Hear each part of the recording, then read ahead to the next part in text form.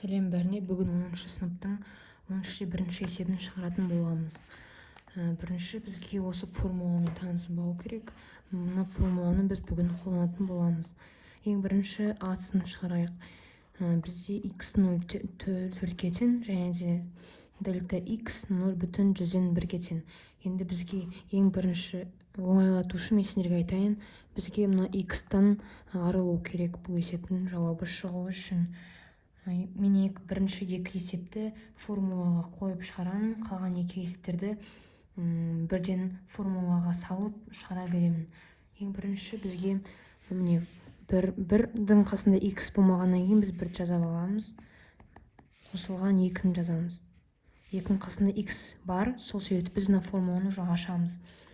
Сонда x0-ді қоямыз, плюс дельта x минус, мына жерде міне f от x деп тұр. Сонда біз жақшаның ішіне дәл осы тұрғанды жазамыз. 1 плюс 2 x0 дей саламыз. Енді бізге осы формулаға жауаптарын қояйық. Мына x0-ді 4-ке, дельта x-тің мәнін қоя береміз.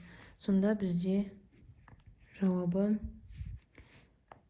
1 қосылған 2, жақшаның ішінде x0 бізде 4-ке тең, плюс дельта x0 100-1, жақша жабылады, минус ашылады да, сосын тағы жақша ашылады. 1 қосылған 2 көбейтілген 4. Енді жауабын жазайық. Тең, бұл жерде міне 1-ді қосамыз 2-ге, көбейтеміз 4-ге, қосамыз 2-ні, көбейтеміз 0,100-1-ге. Яғни біз 2-ні жақшаның ішіндегілерге бір-бірден көбейтіп жатырмыз. Минус, мына жерде сразу жазайын. 2 көбейтілген 4 бізде 8, 8-ге 1-ді қоссаң 9, азайтылған 9. Сен енді мына жерде қосатын болсақ, 1-ге 8-ді қоссақ 9, не жазайын? Минус 0,100-2 минус 9 деп жазсам, онда бізде мына екеуін қысқарта салуға болады. Сонда минус 0, мына жерде бізде минус емес, бізде плюс қой. Мына жерде плюс тұр. Плюс 0,100-2 шығады. Мұнда да дәл солай формуланы жазайын бірге. Мына жерде міне минус 5 деп тұр. Минус 5-тен кейін x тұр. Бізден x-тен құтылу керек. Сол себепті жақшаны ашамыз да x0 плюс просто x деп тұр. Қосылған. Енді мына жерде бізде 1,16 қалды. Оны жаза саламыз. Минус мынаны жазамыз енді. Мына формулаға қоямыз. Сонда бізде жақшаның ішінде минус 5 x0 плюс 1,16. Енді орнына қояйық. Минус 5 жақшаның ішінде. Мынаны x0 бізде міне минус 5 болып тұр. Қосылған дельта x минус 0,1. Енді плюс 1,16. Минус 5 көбейтілген минус 5 қосылған 1,16 деп жазамыз.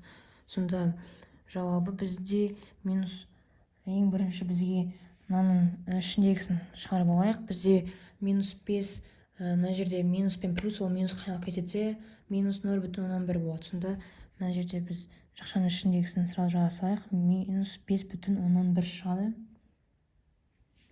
Енді сыртына шығарайық. Минус 5 көбейтілген минус 5,1 плюс 1,16 минус.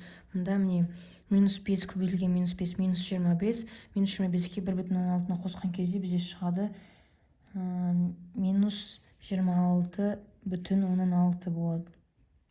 Мына екеуін көбейтіп мынаны қосқан кезде бізде 27,1 болу керек. Минус 26,16 тең. Енді жауабы бізде 0,15 шығады.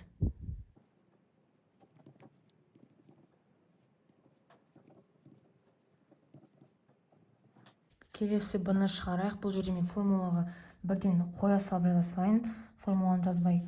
Міне бұл жерде дельта y тең 3, мына жерде x бар, міне оны ол үшін жақын ашамыз да мына формулаға қоямыз.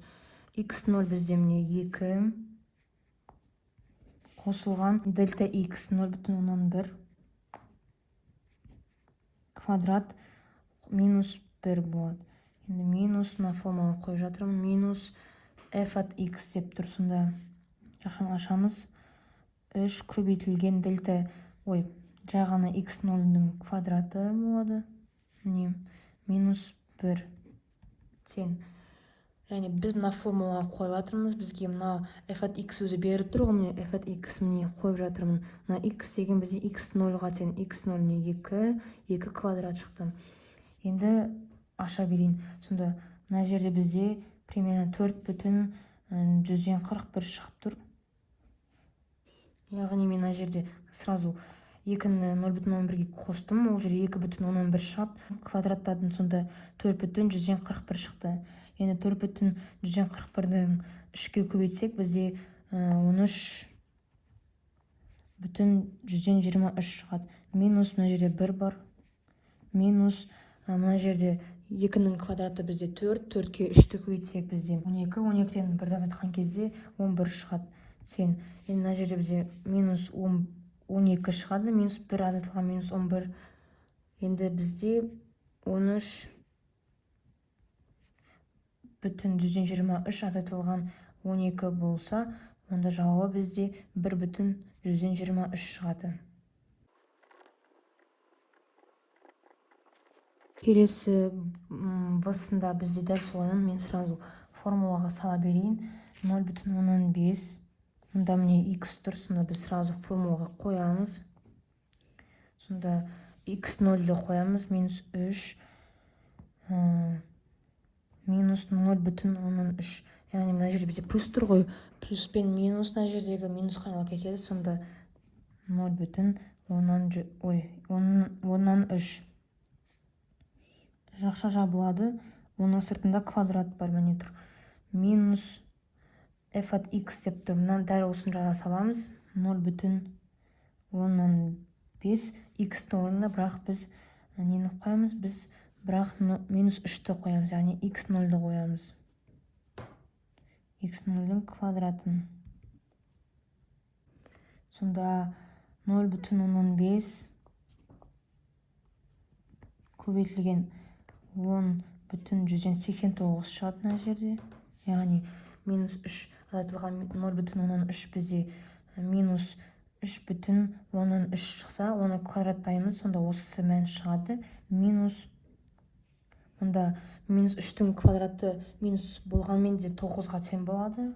Яғни минус 3-ке көбейткен кезде 9 шығады. 9 0,15-ке көбейткен кезде 4,15 шығады.